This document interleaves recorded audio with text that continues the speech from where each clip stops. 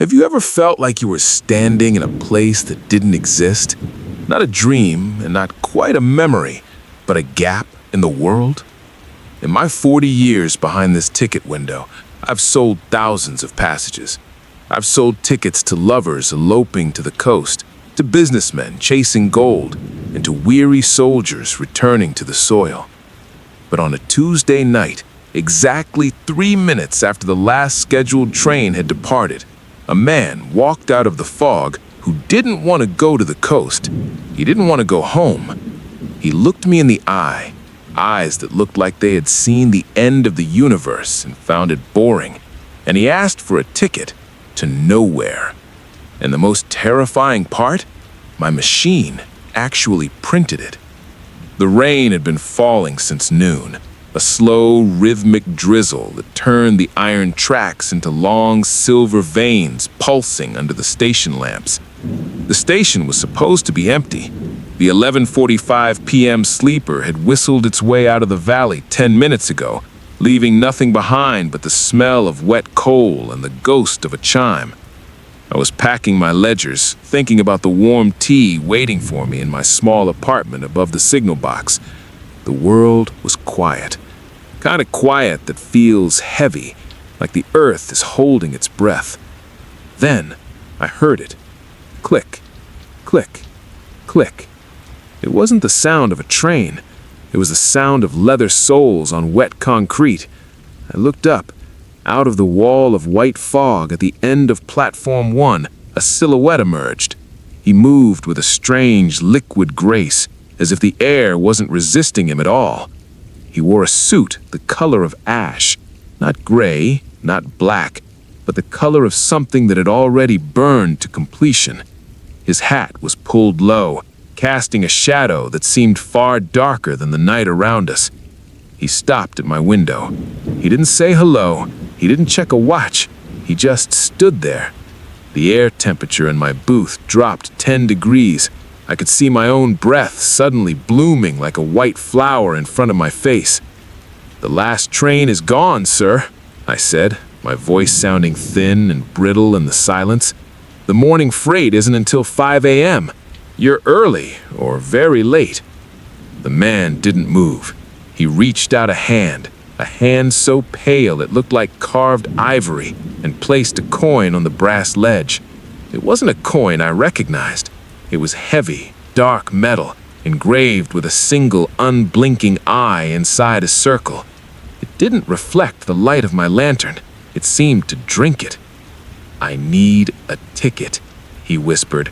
His voice didn't sound like it came from a throat. It sounded like the wind moving through an empty house. "To where, sir?" I asked, my hand hovering over the ticket machine. "The city? The northern border? The coast?" The man leaned in. I could see his eyes now. They were gray, the color of a TV screen with no signal. "He need to go where the things that are finished go. I need a ticket to nowhere." I should have laughed. I should have told him to move along, but my hand, as if possessed by a will of its own, pressed a button on the side of the machine, a button I had never noticed before. It was tucked behind the metal casing, worn smooth by time. The machine began to groan. It wasn't the usual mechanical click-clack. It was a deep tectonic grind, as if the gears were turning against the weight of the mountains. The brass casing grew hot, and then, with a sharp ping, a ticket slid out. It was white, perfectly, blindingly white. No date, no price, no seat number, just one word, printed in ink that looked like it was made of liquid shadow: nowhere. I picked it up. It felt cold, so cold it burned my skin. As I handed it through the grill, our fingers brushed. For a split second, I didn't see the station. I saw a vast, empty plain under a three-moon sky. I saw ruins of cities that haven't been built yet. I saw a version of myself, much older, sitting on a bench made of glass. The man took the ticket. He tipped his hat. "Thank you, master," he whispered. He turned and walked towards the wooden bench in the center of the platform. He sat, his back perfectly straight, staring out at the empty tracks where the fog was now beginning to glow with a sickly violet light. I looked at the station clock. The second hand was vibrating, but it wasn't moving forward. Time had snagged on something. We were no longer in the Tuesday night, I knew. We were in the gap. We were waiting for a train that wasn't on the schedule. To understand the silence of 412, you have to go back 40 years to a time when this station was brand new and the valley was full of a different kind of energy. Back then, Elias didn't work alone. He had a partner who was the light to his shadow. Her name was Clara, and she was the soul of that shop. Elias was a man of brass and steel. He understood the mathematics of time, the way a gear with 60 teeth must perfectly mesh with a pinion of 6. He understood tension, gravity, and friction. But Clara? Clara understood the poetry of time. She was an artist.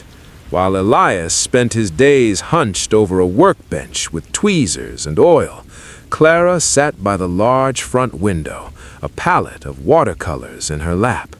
She hand-painted the faces of every clock Elias made. She didn't just paint numbers, she painted stories. On one clock, she might paint a tiny village nestled in a valley of blue wildflowers. On another, a golden sun that seemed to rise and set as the day progressed. She even painted the constellations on the larger clocks, Orion and the Great Bear, using a special paint that glowed softly when the lamps were dimmed at night. I remember her coming to the station to meet the post train every Tuesday.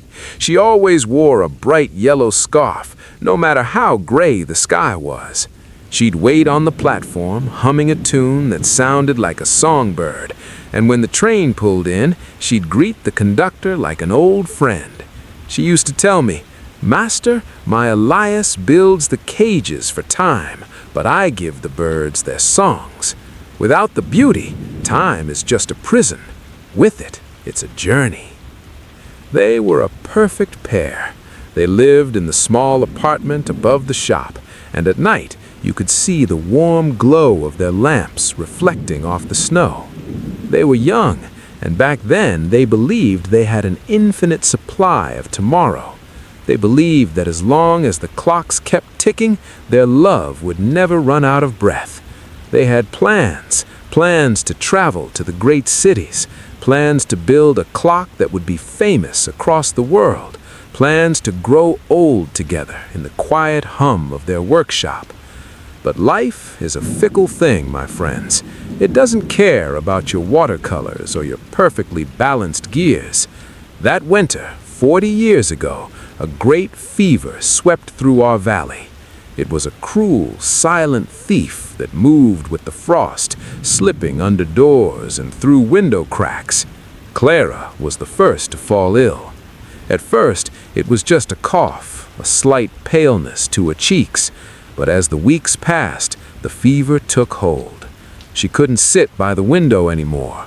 Her palette sat dry on the table, and the clocks in the shop began to go unpainted. Elias was a man who solved problems with his hands.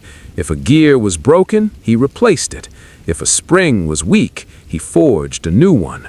But he couldn't fix Clara, and that realization drove him to the brink of madness. The threshold of the shadow train was not a physical step, but a transition of the soul. As I crossed the line where the cold obsidian of the carriage met the crumbling wood of my platform, the sound of the world, the wind, my own ragged breathing, the distant hum of the void was cut off, as if a heavy velvet curtain had been dropped over my head. I stood in the entryway of the train, and for the first time in my life, I understood what true silence was. It wasn't the absence of noise, it was a weight. It was the sound of thoughts before they are spoken, of letters before they are written. It was the heavy, suffocating peace of the deep earth. I turned back to look at the station, but there was nothing left to see. The platform had vanished. The man in the charcoal suit was gone, merged into the shadows of the car ahead. I was standing in a corridor that stretched out forever in both directions, lit by the faint rhythmic pulse of the floor beneath my feet. The walls were lined with a material that looked like polished dark glass, reflecting not my face, but versions of me I had forgotten. The boy who first learned to oil a gear, the young man who fell in love with a girl in a yellow scarf, the grieving widower who buried his heart in the station's garden. I began to walk. My boots made no sound on the floor. I passed through a set of sliding doors that dissolved at my approach, leading me into a passenger car unlike any I had ever seen. There were no rows of benches or luggage racks. Instead, the car was filled with thousands of small, floating spheres of soft amber light. As I walked through them, they drifted around me like bubbles in water. I reached out to touch one, and a voice whispered in my mind, a woman's laugh from a summer afternoon 40 years ago. I touched another, and I felt the sting of a cold winter morning when the boilers wouldn't start. "These are the cargoes of nowhere," a voice said. It was the man in the charcoal suit. He was sitting in a high-backed chair made of woven shadows at the far end of the car. He wasn't wearing his hat now. His hair was as white as the blank ticket I had printed, and his skin seemed to shimmer with the same violet light as the mist outside. "What are they?" I asked, my voice barely a whisper, yet it echoed through the car as if I had shouted in a cathedral. "They are the unfinished business of the world," he replied, gesturing to the glowing spheres. The words that were swallowed back, the apologies that arrived too late, the dreams that people let die because they were too tired or too afraid to chase them. When someone says, "It's nothing," or "I've forgotten," that nothing comes here. We are the keepers of the discarded. I looked around at the thousands of lights. The sheer volume of unspoken things was overwhelming. The car felt heavy with the grief of a billion souls who had left their hearts incomplete. "And why am I here?" I asked, a sudden fear gripping me.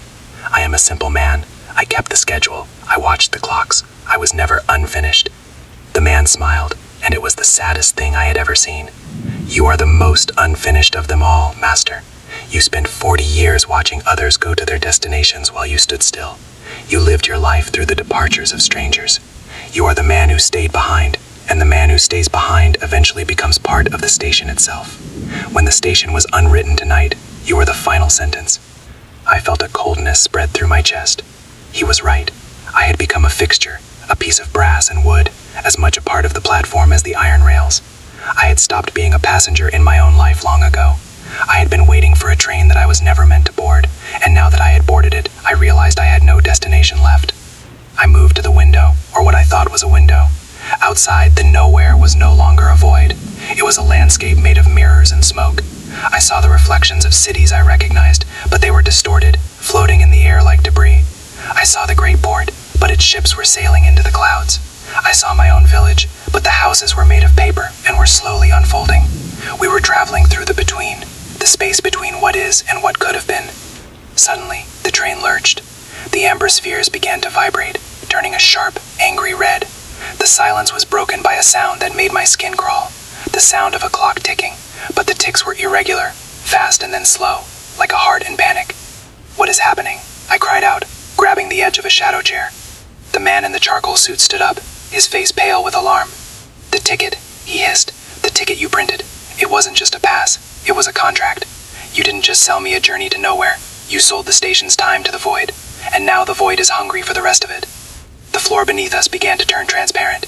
I looked down and saw the gears of the world, massive, rusted brass wheels the size of continents, grinding against each other. They were being choked by the violet mist. The shadow train was accelerating, its obsidian skin screaming as it tore through the fabric of reality. We weren't just going to nowhere anymore, we were falling into it. "Fix it, Master," the man shouted over the rising roar of the void. "You are the train master, you are the keeper of the time. If the clock stops here, the nowhere becomes the everywhere." I realized then that my 40 years of watching the clocks hadn't been a sentence, it had been a practice. I wasn't just a man who watched time, I was the only one who knew how it was supposed to feel. I reached into my pocket and felt the cold, heavy coin. It was no longer a currency, it was a weight, a balance. I knew what I had to do, but the price was a journey from which there was no return.